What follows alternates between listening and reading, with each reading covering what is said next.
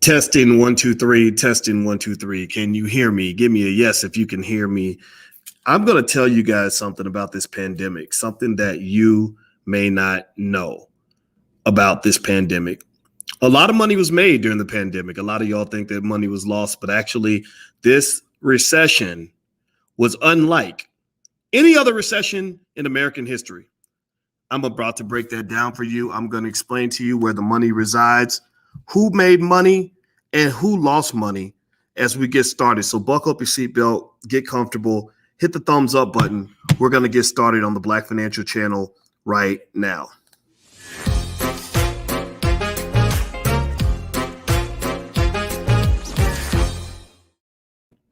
Welcome to the Black Financial Channel. That's theblackfinancialchannel.com. My name is Dr. Boyce Watkins. I'm your friendly neighborhood finance professor.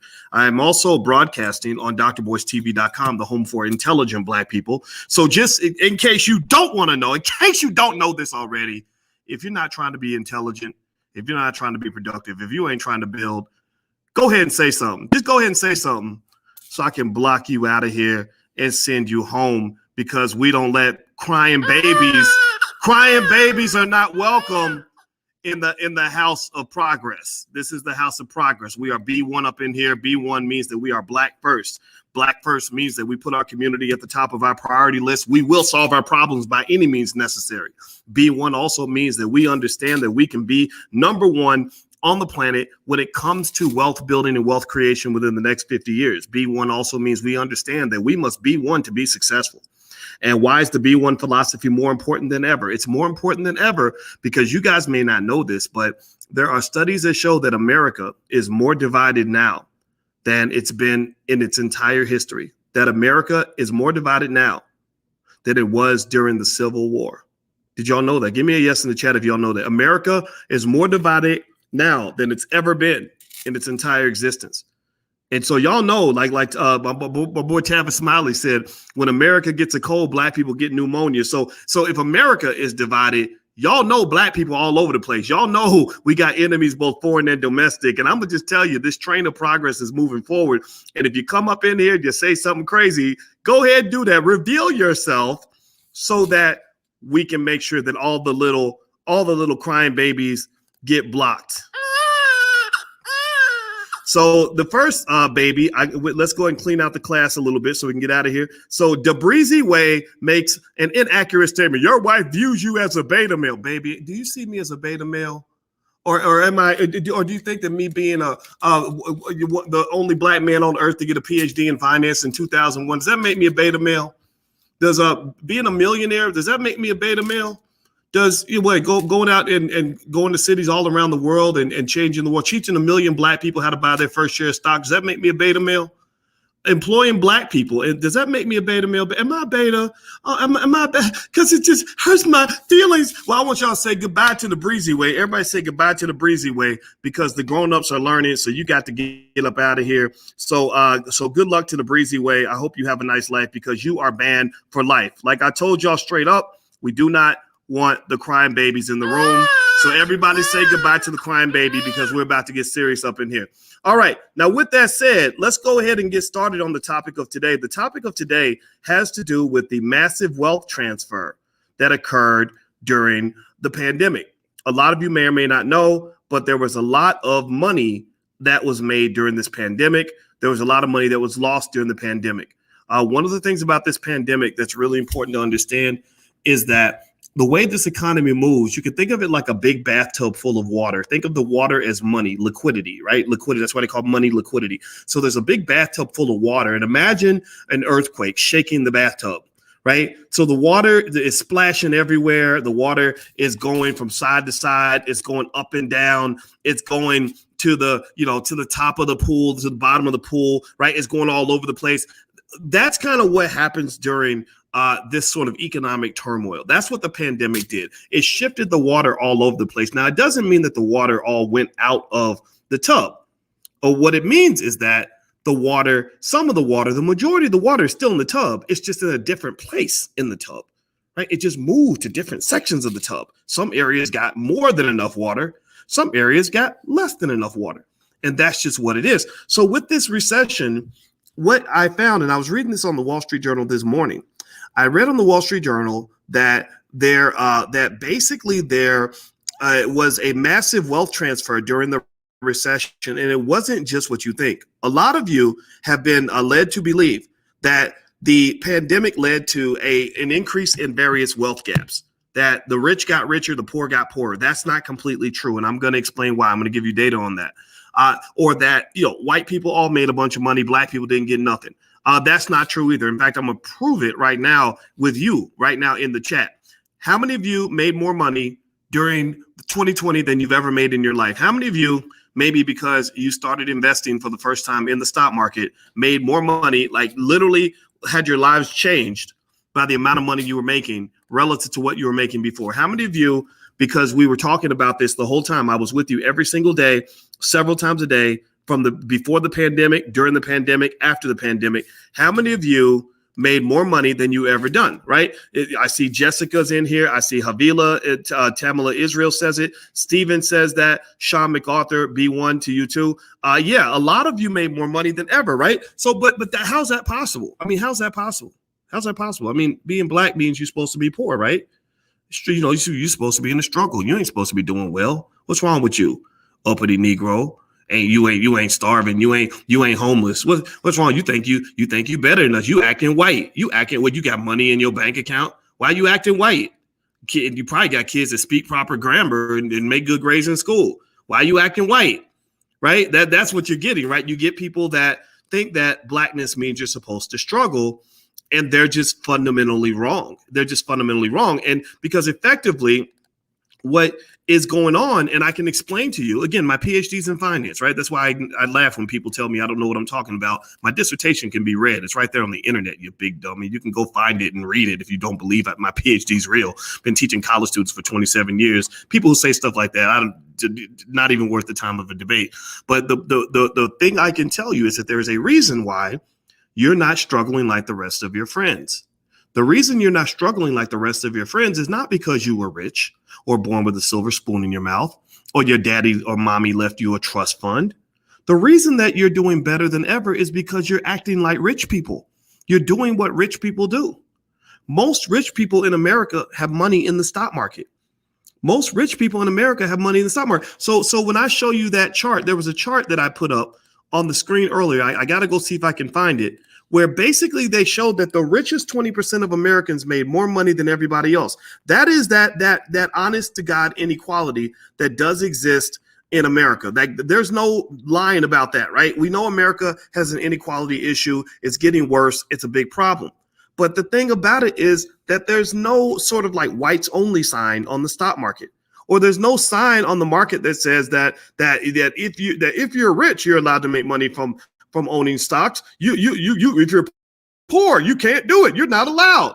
Well, that's just not true. I told you guys, I've shown you guys things like the $5 a day investing plan. That is simply not true. But the people that tell you that is true are the people who have a vested interest in keeping you in the struggle. They have a vested interest in teaching you that the only way you have any opportunity to get ahead as a black person is if you go vote for whatever stupid politician they put in front of you. And that's why I promote to you guys the things like the B1 philosophy, because with America being more divided than ever, it's more important than ever to be B1, meaning put your community first. Anybody who loves black people has to agree with this philosophy that you got to put yourselves first. You got to prioritize yourselves, because if you don't do it, nobody else will. And that means that allows us to be, if you want to be a Democrat and so-and-so's a Republican, that's fine as long as you're B1. If one person is straight, the other one's gay, it doesn't matter as long as you're B1. If one person is a feminist and the other person is a womanist, it doesn't matter as long as you're B1, right? That's what matters, because if you don't do that, then you're going to be divided like the rest of America. You must agree in the beginning on what the top priority is going to be. So why does that matter? Why am I talking about this? You might say, well, gosh, you're a finance guy. Why do you talk about this racial stuff? Because the economics that's where it's at. That's what matters. That's where black people struggle the most. That's what keeps you in slavery. That's what your biggest frustration in life is, not the fear that you're going to wake up one day and be walking on the street and get killed by a cop. Sure, that can happen. I'm not debating that. But your number one frustration that you've dealt with to this point is probably the fact that you've had to go and become economically dependent on your oppressor. Your oppressor is the one that you see at work every day who's telling you what to do, and you want to cuss that guy out, but you can't because that guy is the one who's feeding your family. So these things, this B1 philosophy ties right into economic wealth and wealth building. And so as I explained to you in this conversation, I'm doing this during my honeymoon, and people say, well, you're a workaholic. Why would you work during your honeymoon? This ain't work. Loving my people ain't work. I don't love my people just on Monday through Friday or 9 to 5. I'm not committed to this passion, just on my work days. This is what I do. This is who I am. Dr. Claude Anderson's the same way. When Dr. Claude Anderson are sitting there talking and nobody else is around, we're talking about wealth solutions for Black folks. So, and the reason that people don't want to hear from someone like Dr. Anderson or myself is because they don't want real solutions. And we understand that because they don't want real solutions, we have to be B1 and prioritize ourselves because no one else is going to do it if we're going to implement the solutions. So rather than implementing the solutions at a government level, I'd rather do it family by family. So when your family made more money during the pandemic than you've ever made in your life, it is because you were doing what rich people do by putting your money in the stock market. Let me show you a screen. I'm going to share a screen real quick and show you guys a graph that I want you to just take a look at. Hit the thumbs up button. Please hit the thumbs up button if you haven't done it yet. All right. So look at this. Look at this graph. And this basically is from the Wall Street Journal. It is showing how the rich got richer during the COVID-19 crisis. If you look here, you see that the bottom 20%, not much was there. And that's absolutely fundamentally true. And that's really a problem. And that's something that has to be addressed. I believe that when it comes to taking care of the poorest people in our community, that's going to be our job, because I don't believe that there's anything in the capitalist American system that is designed to truly empower people in that bottom 20%. So in order for that to happen for your people, you're going to have to come up with a solution, because the government ain't going to do it. Now you look at the 20 to 40% group. There's a little bit there, a little bit of green there, 40 to 60%, a little bit of green, 60 to 80%, a little bit of green. Here, there's a ton of green, right? The top 20% made a killing. The top 20% made $10 trillion. That's massive. That's a very big deal. That is obviously an inequality problem. That's when you get into conversations about Jeff Bezos and Elon Musk, and doesn't make sense for a person to have over $100 billion. I am a critic of that, because I don't believe in pure capitalism for that very reason, particularly unregulated capitalism. I believe that Warren Buffett, for example, people like Warren Buffett and Jeff Bezos should be paying reparations to Black people. I believe that Warren Buffett, he said he's going to give away over $100 billion in his lifetime. I believe that $100 billion should go to some sort of fund that is completely hands off, that allows Black business owners to dip into that fund to get our businesses off the ground and to hire Black people. That's something I'll repeat a million times over, because I believe it to be true. So, and I think it's something you should repeat, so that next time they show up and they ask you, they say, hey, vote for this guy. We've got this Barack Obama surrogate, this person who looks like Barack and talks like him and wears the same tie, and we want you to come vote for him because he's a Democrat. I want you to say, sure, I'd be happy to vote for him if you do right by me. You do right by Black people, we will give you your vote. So that means some sort of package in the trillions that supports and acknowledges the wealth transfer that should go into the hands of Black people. So this is absolutely true. The rich people get way too much money. But I want you to look here in this 60 to 80% and this 40 to 60%. Now, this is in trillions. The people in the 60 to 80%, they clocked a good $2 trillion. A lot of you in this room are in that quintile or whatever quartile is. That's a quintile. Yeah, it's 5. Okay. Yeah, quint is 5. See, thank you, babe. I appreciate that. I got a PhD looking over my shoulder, and she'll look at me funny if I say something stupid. But yeah, so here there's a lot of money made here. And then even in that other group, the 40 to 60% group, they made some money right here, right? So clearly in this pandemic, everybody didn't get fried and toasted financially. The pandemic, it was unprecedented in that this was unlike any other recession that we've ever had in American history. Most recessions lead to a decline in the wealth of Americans. This recession actually led to a massive increase. How did that happen? Well, I'm going to read an article to you from the Wall Street Journal and break it down for you and help you understand this. Before I move on, I want to acknowledge John Drew. He says, can you talk about Nike, please? No, I'm not here to talk about stocks today. I'm talking about this particular wealth issue. If you want to join the Black Stock Market Program, I answer questions from students on Tuesdays. The first month is totally free. It costs you nothing for the first 30 days. You can leave me questions in advance, and I answer every single question the students leave. Plus, there's 6 years of really powerful curricula that you can go through that literally is so much that you and your family would take the rest of your lives and you would never get through it all. So there's tons and tons of breakdowns that I've done over the years. So feel free to go to the blackstockmarketprogram.com if you want to ask me about a specific stock. But if you want the short answer, I like Nike stock. I'm going to actually buy some. So thank you for reminding me to do that. And thank you for your donation. All right. So with that being said, here's what the Wall Street Journal has to say about this whole issue with the wealth gaps and wealth transfers. All right, so I'm reading it here, and what it says is this. Hit the thumbs up button. Please hit the thumbs up button.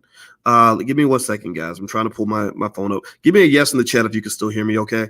I'm doing full audio because I'm in a hotel and the Wi-Fi isn't that great. So I want to make sure you guys can hear me rather than see me. I don't want you to be distracted by my stunning good looks. So I'd rather just let you hear my voice. All right, so it says, during COVID-19, most Americans got richer, especially the rich. U.S. households gained $13.5 trillion in wealth in 2020. That isn't usually how recessions work. No duh. The coronavirus pandemic plunged Americans into recession. Instead of emerging poorer, many came out ahead. U.S. households added $13.5 trillion in wealth last year, according to the Federal Reserve, the biggest increase in records going back 3 decades. Many Americans of all stripes paid off credit card debt, saved more, and refinanced into cheaper mortgages. That challenged the conventions of previous economic downturns. In 2008, for example, U.S. households lost $8 trillion. In some ways, the singularity of the COVID-19 recession and the recovery shouldn't surprise. The scope of the pandemic was unprecedented in the modern era. So was the government's financial response. The U.S. government lent and spent trillions of dollars to keep the economy from plunging further than it did. These actions were at the center of the unusual nature of both the recession and the recovery. They have also powered much of the stock market's unexpected boom. Rock bottom interest rates lured more investors into stocks. Workers stuck at home tried their hand at trading, and tech giants gained even more ground during the shutdown. So what they're effectively saying is this, that if you look at the pandemic, a lot of people that made moves during the pandemic are in a better position now than they were before the pandemic began. In fact, a lot of you probably don't even want to go back to your old job that you had before the pandemic. Give me a yes or no if you feel that despite the setbacks of the pandemic, and my heart goes back out to anybody that struggled during the pandemic, this is not in any way to minimize your struggle. How many of you feel like you're in a better position? You're better equipped economically. You're better able to make moves. You're better able to find the place that you want to be. You're better able to connect to your passion. You have new skills that you didn't have before the pandemic. How many of you made moves during the pandemic that you would not have made without the pandemic? And it was important to me because for a long time in the Black Business School, we've always had what we call the Black Core of Three. The Black Core of Three is that our fundamental belief is that we believe Black people should educate our own children, create our own jobs, and support Black businesses.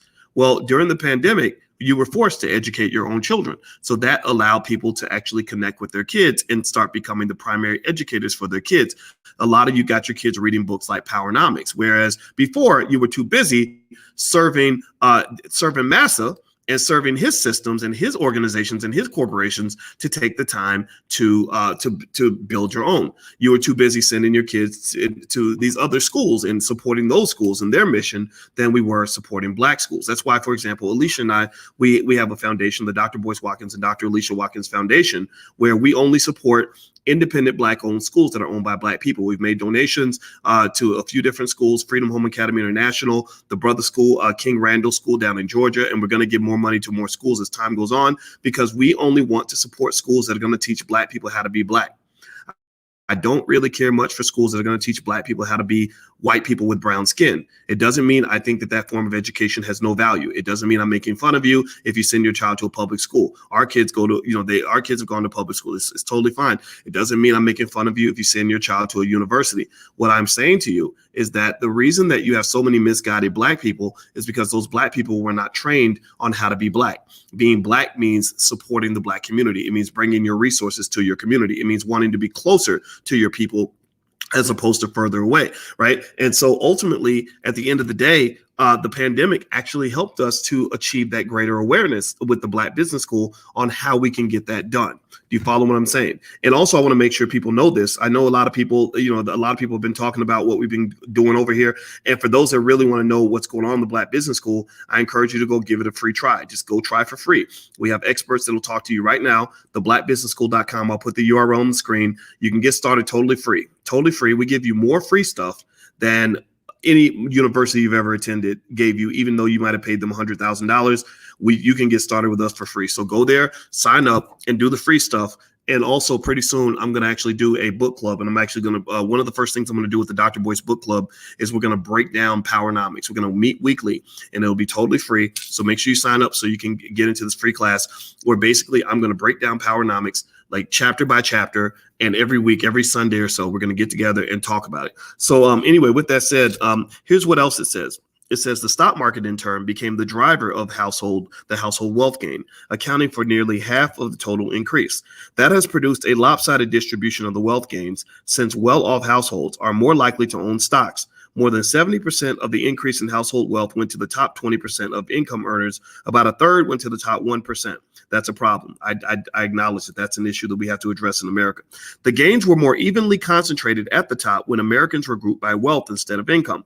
Wealth is calculated by subtracting a household's liabilities, like mortgages and college debt, from their assets, like homes and stock market investments. Stay-at-home orders sent the economy into a freefall at the start of the pandemic, but the shock proved short. Americans with higher income jobs fared especially well. Many white-collar employees were able to work from home, and they saved money by not commuting and not eating out. Let's see here. Now, somebody says, where do you sign up again for Powernomics? Just go to theblackbusinessschool.com. Make sure that you're on that email list. When I start the Powernomics sequence, Darlene, I will send an email out to everybody that's registered in the Black Business School. So if you don't have any money, it's okay. We don't need you to put money in or anything like that. You can come over and just do free stuff. Now, eventually, we do have things that we'll offer you. You don't have to take any offers, but we offer things and we generate revenue because that's what you have to do to run a business. That's what you have to do to employ Black people. And so one of the reasons that I love the idea of talking more about the school when people criticize it is because I want us to understand what it means to support Black businesses without attacking Black businesses more than we attack white businesses. White businesses take trillions of dollars out of the Black community. A lot of people will be very silent about that. But as soon as a Black-owned business charges a nickel, you charge a nickel for your service. Oh, you ripping Black people off. You stealing. You scamming Black people. And that's a big problem that we've had to kind of deal with, because the hatred that Black business owners receive doesn't just come from white America. It also comes from some pockets of Black America. There are Black people, and I call them the Negro naysayers, who don't believe Black people should be running businesses. But these are the individuals that will gladly go work for a white man in a second. They will go dedicate their lives, tens of thousands of hours into working for a white-owned business and making a white man really rich. But yet the minute they see a Black man running a business just like their white boss, they say, oh, that's a problem, right? And so that crabs in the barrel stuff is something that I want us to honestly confront.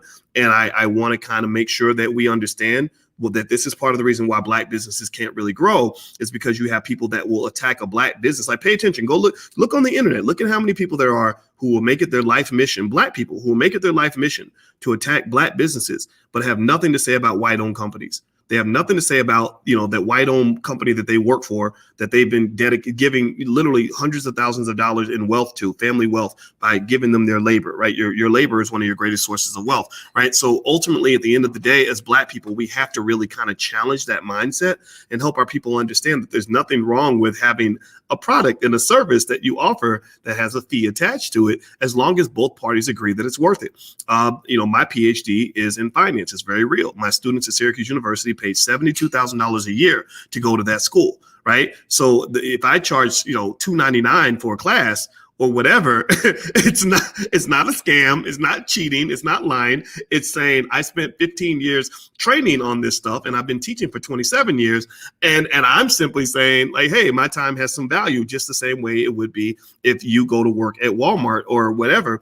Walmart has to pay you for your time. So ultimately, ultimately, at the end of the day, I think that we've had to kind of talk about that a little bit, because I think that mentality, it's a little bit problematic, and almost some would say even a little bit sick. It's a little bit strange to me. Again, if you're going to attack businesses, start with the white ones first, the ones that are taking money out of the community, the black business owners that are hiring black people.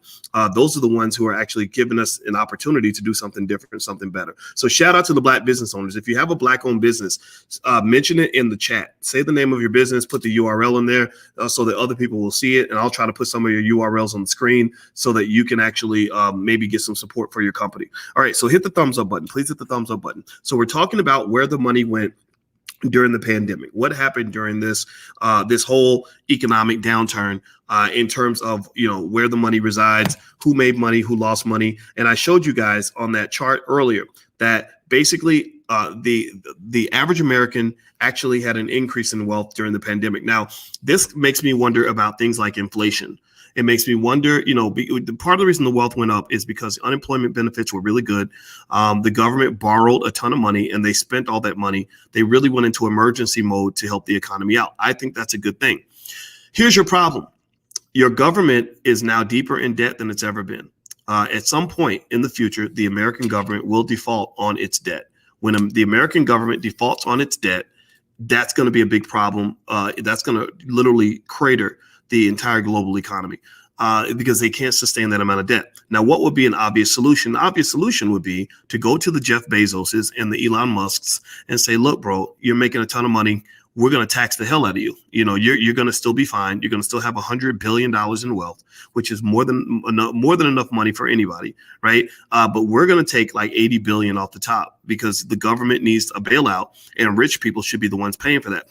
The reason it doesn't happen is because your politicians are stupid. Your Republican politicians are stupid. Your Democratic Party politicians are stupid. They don't want to tax wealthy people because wealthy people put money in their pocket to make sure they don't get taxed. So ultimately, if they were to tax the rich the way they should, the government could get out of its financial misery. But there are people that create these crazy narratives that make you think that you shouldn't be taxing rich people because somehow that's un-American. And I don't think it's un-American at all. I think it's un-American to let the government go bankrupt because you want to have $100 billion in the bank. Okay. So with that said, hit that thumbs up button, share button, subscribe button if you haven't done it yet. And somebody's asking why the comments turned off on my Dr. Boyce TV page. It's mainly because I really just don't want I got tired of dealing with crazy, weird, stupid people. So what we're doing is we're kind of clearing it out. I told you on this platform, I don't beg anybody to be here. I want people that really want to be here and really want to contribute in a positive way. I want the B1 people, the people that care about the community. The people that can't get it. It's okay. And it might be the majority. That's fine. This is not a popularity contest. I don't make my money on the internet. My money is made off the internet. The majority of my wealth comes from my investments. It doesn't come from this stuff. So I don't need to be here. And I really have the opportunity now to talk to people that I want to talk to. And I think it's true in life. You got to protect your energy. You got to protect your energy. In general, I encourage you, like Yvette Matthews is B1. If you're B1 and you're really trying to do something positive, you need to check people at the door, make sure they fit the criteria, make sure that they can meet the standard. Meeting the standard means, sometimes as what it is says clean house, then yeah, you got to clean house. Because there are people that will come into your life that will disrupt your spirit, that will come in with all kinds of Negro naysayer stuff, come in with all kinds of negativity. I call it negativity, because it's ridiculous. It's because they did some crap they learned from listening to raggedy music their whole life, or being around raggedy people, or being, in a raggedy space. And I feel sorry for people that come out of those raggedy cultures. The problem, though, is that when you come out of a raggedy space, when you don't want to change, when you don't want to do better, it becomes almost like you're an obese person who's trying to lose weight by eating healthy. And you're surrounded by fat people who are begging you to eat more fried chicken, who are literally putting candy bars in your face and saying, hey, eat a candy bar with me. What, you think you're better than us? Look at you eating vegan. What you mean? What you got against ribs and fried chicken? It's like, no, I don't hate you for eating fried chicken and ribs. It's just that I'm trying to do better. I'm trying to grow. I'm trying to level up.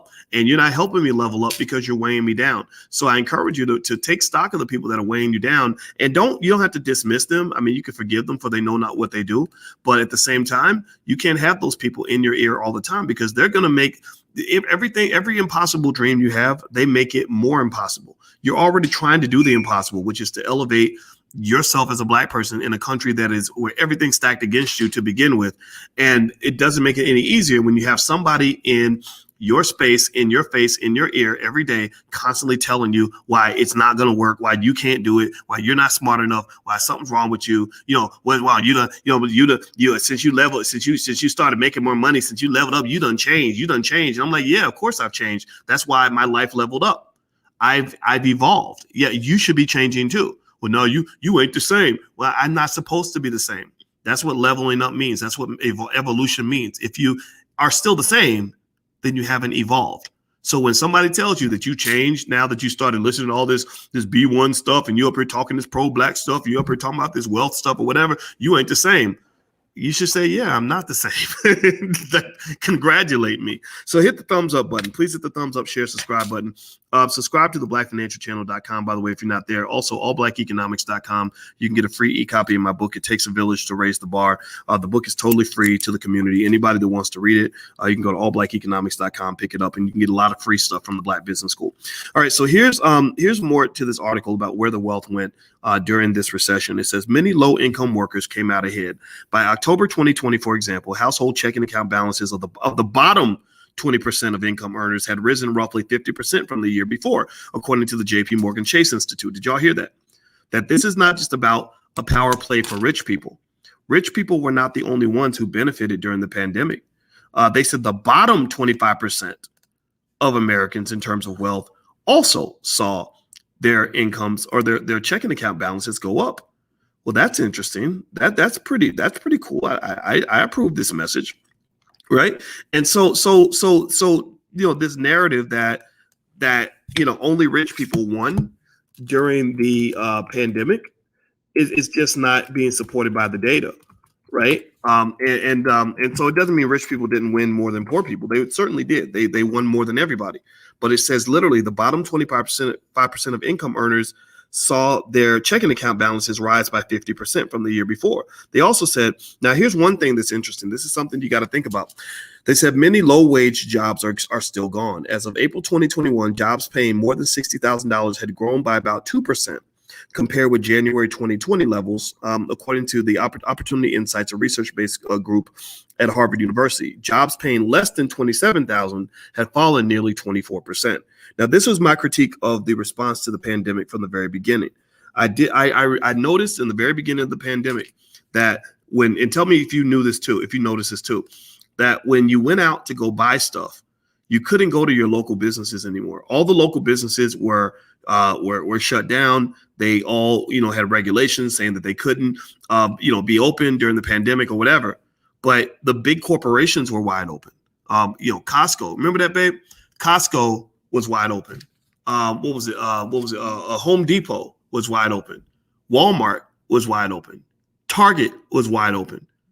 Right. So why is it that these big corporations were wide open and all the mom and pop businesses were shot down? That made me so mad. That pissed me off because, local businesses got murdered in the street by these government officials during the pandemic. And this is all, the way, this is how they play that game. So now a lot of those businesses are not coming back, and a lot of those businesses were Black, and that was a problem. They also said that the Americans who gained the most during 2020 were the ones who had much more wealth to begin with. Houses, stocks, and retirement accounts, which wealthier people are more likely to own, soared in value, and those boosts are likely to endure. So effectively, there's another chart here that I'm going to actually try to screenshot this and put it on the screen so you guys can see it, because they talk about equities, pensions, and real estate. And here's the thing. When they talk about things like equities, pensions, and real estate, this is not just for rich people. I know people who didn't get any financial training as children, who grew up poorer than anybody in this room, who have a pension fund, who have money in their retirement account. How many of you have some money in some sort of retirement account, an IRA, a 401k, or whatever, right? How many of you have that? How many of you also, in fact, raise your hand twice if you were born poor, if you were born in the struggle? And I bring this up because I want to compete with that myth that says that if you're born poor, you just got to stay that way. There's nothing you can do about it. You just got to go to church and pray to white Jesus and hope that the white man comes along and gives you a better opportunity, right? Or that because you're Black, you can't do any better. A lot of you were born poor and you have a 401k, you have an IRA, you have a pension, you have all kinds of things. So how is it that you have these things, but you're black? I mean, my God, who did somebody need to go report that to the white man? We got Negroes that are doing well. We can't allow that, right? Because that defeats the myth. That defeats the myth, right? So here's the deal. I bring that up because I want to show you this chart. They said this is a change in value, change in asset values by income quintile. And this is so they got colors, it's color coded here, but also they've got categories. And I want you to focus on the categories. So if you were in equities is pretty much stocks and bonds and all that crap, right? If you're in equities, your wealth shot through the roof. If you were a stock market investor, you were killing the game. You don't have to be rich to be a stock market investor.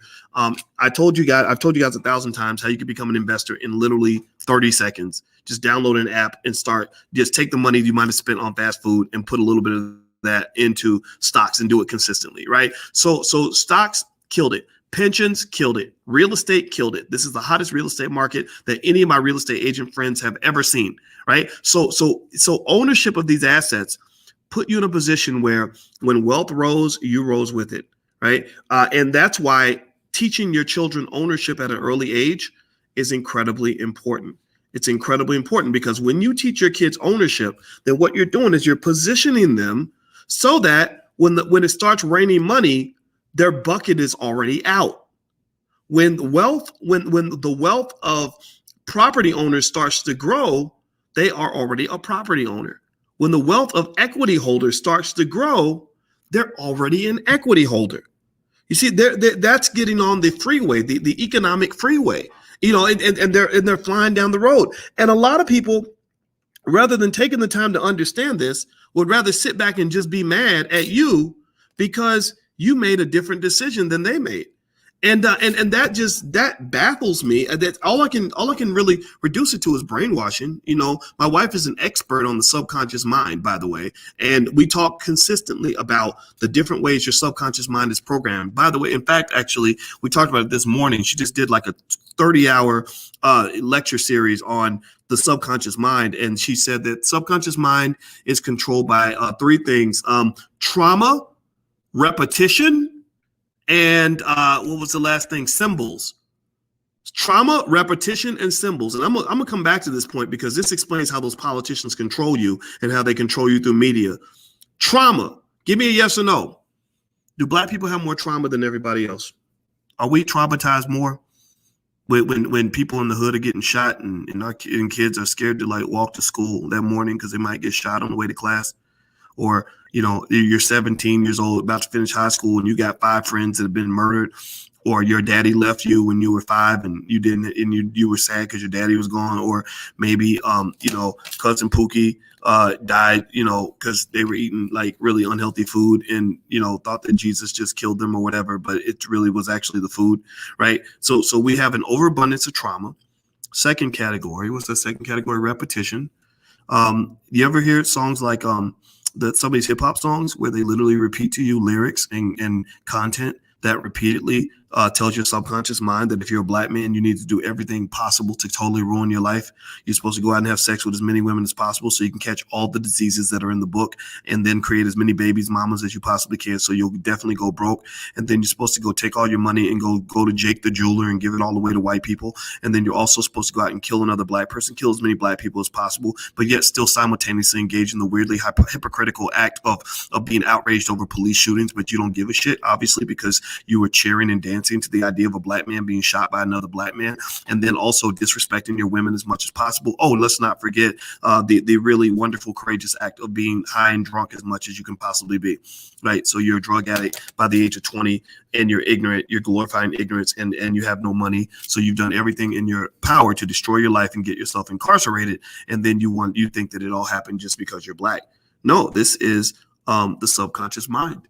That is the programming of the subconscious mind. Remember, I told you the 3 things that control the subconscious mind. This is according to my wife, an expert on this topic. And I'll give you her URL. I see my brother's asking about it, so I'm gonna share her information in a second. So trauma, repetition. The last one is symbols.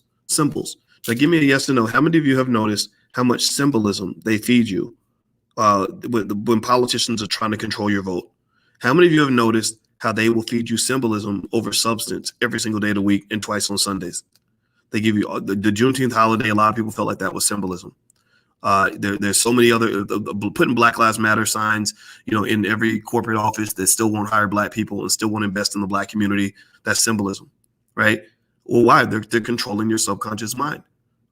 This is a strategy, right? So the first step is to engage in the awareness necessary to understand that your conscious mind, it programs your subconscious mind.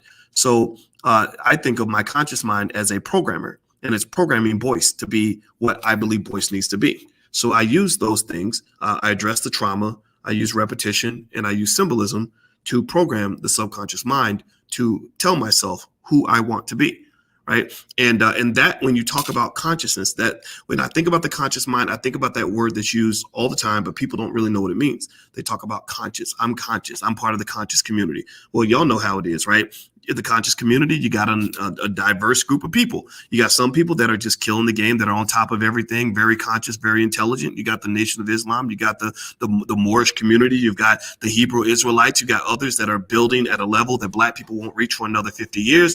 But then you got the people that are a little bit crazy, that will come out and just say stuff that's damn near embarrassing, that, they'll pretend to be scientists, but don't know nothing about no science, right? And that's what it is, right? You got a range.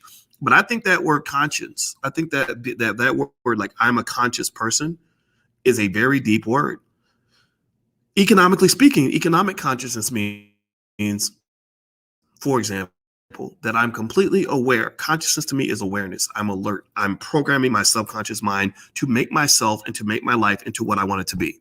Right? Consciousness means that I am looking around, right? Like if I'm unconscious, I'm asleep, I'm knocked out, right? A lot of our people are very unconscious. We know this, right? They're calling themselves conscious, don't even know what it means. So it's an unconscious person saying I'm conscious when really you're basically in a dream and you think your dream is real life, right? You dream about and talk about the things you're going to do, but you can't actually manifest them because you don't have the consciousness necessary to engage in the execution required to actually get that done. So what I want you to really think about in terms of wealth, and y'all know me, I go a little extra deep. That's why I'm not for everybody. 90% of people aren't even really going to be interested in what I have to say. They're going to think I talk too much, and that's fine. I'm okay with that. But those who understand what I'm saying, I want to talk to you about leveling up. If you want to level up, you got to be conscious. That means aware. You have to dissect and analyze everything. If your team is losing, if you're a basketball team and your team gets beat by 30 points, like the Black community is like a basketball team, think of us as a basketball team and we're losing every game by 30 points.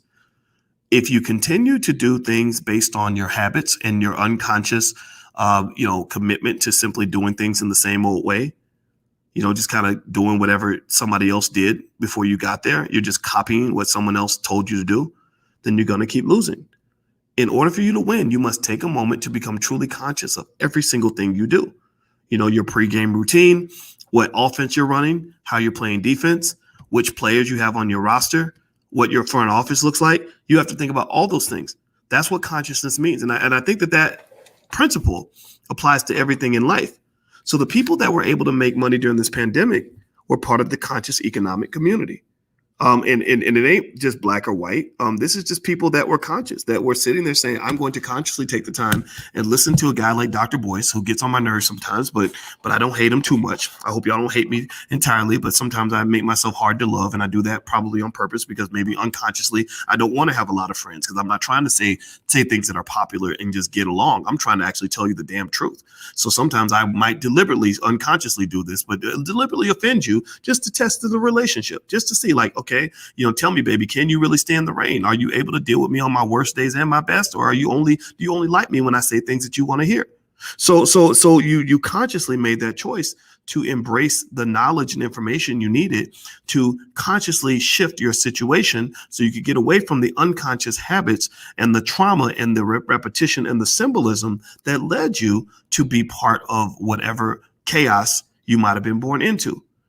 And if you're in that category, I congratulate you. You are in the talented 10th. You are among the Black elite. You represent Black excellence in every form imaginable, and I'm very happy for you.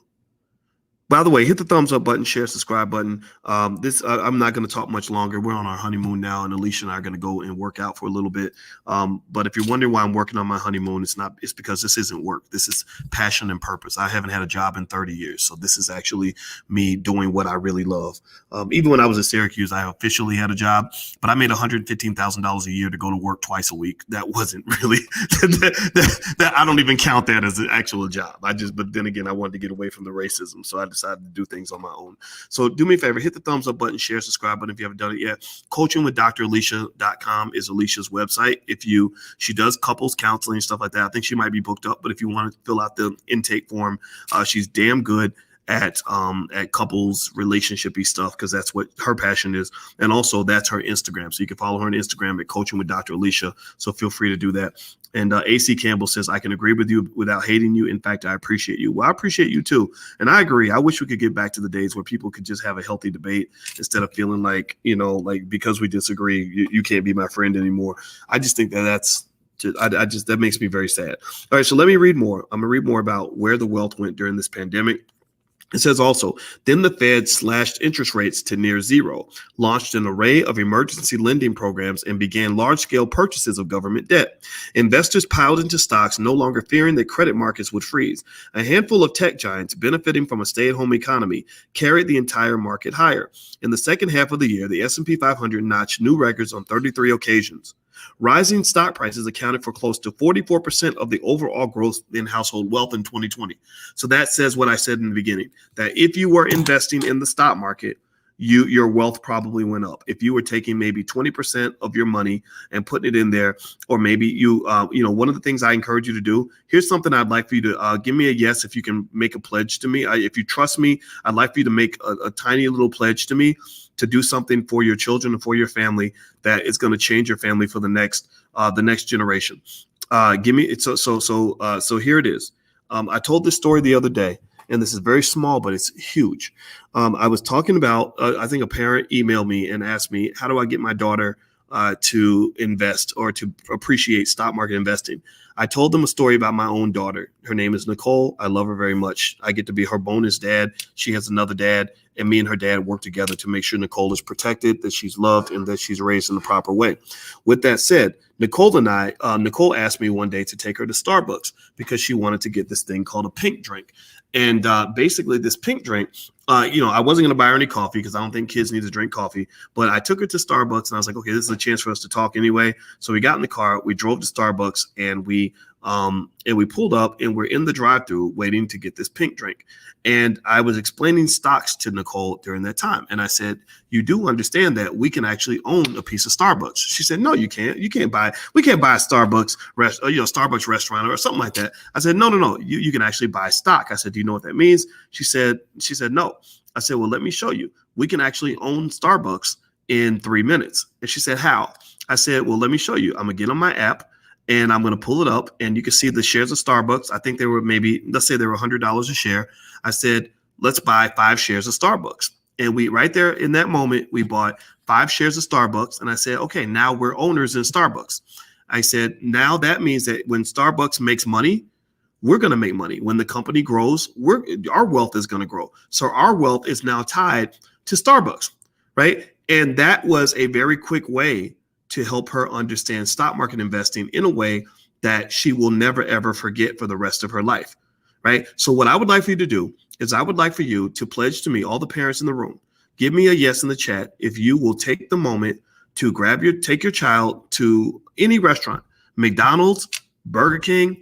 If you're into healthier food, maybe somewhere else. Don't judge. I'm not judging. I don't care where you take your kid, but in that restaurant of a publicly traded company, I want you to have that conversation with them. And right there in that line, I want you to buy at least 1 share stock in that company, or maybe you can even do a fractional share. If your money's tight, that's okay. Your money may be tight, but your knowledge is right.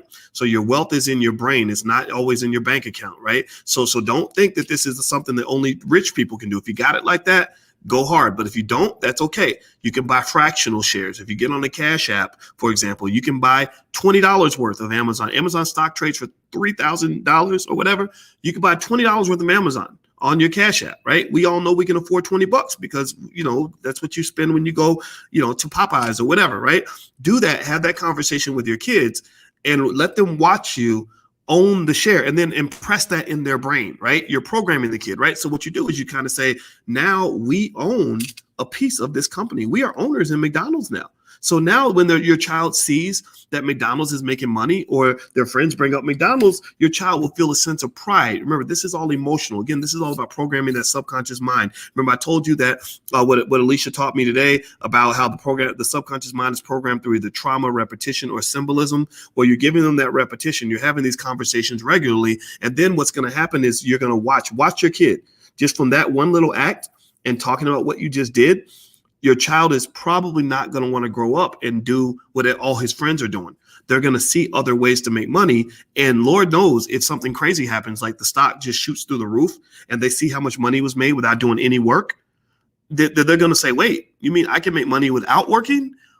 I think I'd like that better than making money by working. Because I grew up thinking that you had to work to make money. It wasn't until I got much older that I realized, wait a minute, the people that really make the big money are the people that don't even work for it. Right. And it's not scammy. It's not they're cheating. And I know people want to teach you that nonsense. But no, the one good thing about America is a capitalist society and it's not completely a democracy. There are a lot of things wrong with this system. But one thing I can say for sure that presents an opportunity to you is that ownership in corporate America is democratized. Anybody with $10 in their pocket right now can go own a piece of some of the biggest companies in America. You could do it right now during this conversation or right after we're done, and nobody's going to stop you. So let's get out of the nonsense and all the rhetoric. A lot of people do a whole lot more talking than actually doing.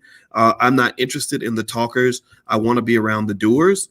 And so I want you to be a doer. So thank you for giving me the yes and the pledge that you're going to do this with your child. I'd like walking away from this conversation knowing that we made a difference and that there are thousands of you right now whose children and grandchildren and great-grandchildren are going to have a whole different legacy just from that one little act. The fact that you've introduced your child to investing at an early age means they're going to teach things differently to their kids, who will teach things differently to their kids. Changing cycles and generational curses does not take a lot of effort. Sometimes you can do it with one conversation and have an impact on your family for the next 150 years. I kid you not. And I'm very passionate about this because I think about this all the time and I know that this is doable. So please do something, act, don't just talk. Let's get it done. All right, guys, I'm going to go. I hope that this was a helpful conversation. Please hit the thumbs up button, share, subscribe button if you haven't done it yet. Also, in case you're interested, I did a special lecture series called the Economic Survival Plan, which you can actually take a look at economicsurvivalplan.com. That's right there on the screen. Just a little offer in case you're interested. Hit the thumbs up button, share, subscribe button on your way out. I appreciate you. It was great talking to you. Now I'm going to go enjoy my honeymoon, but I will be checking in periodically. The missus is completely okay with me pursuing my passion while I pursue my other passion, which is that beautiful, sexy Black woman that's sitting across the room. So God bless you, and I'll talk to you guys soon. Please have a wonderful day. Love you. Peace.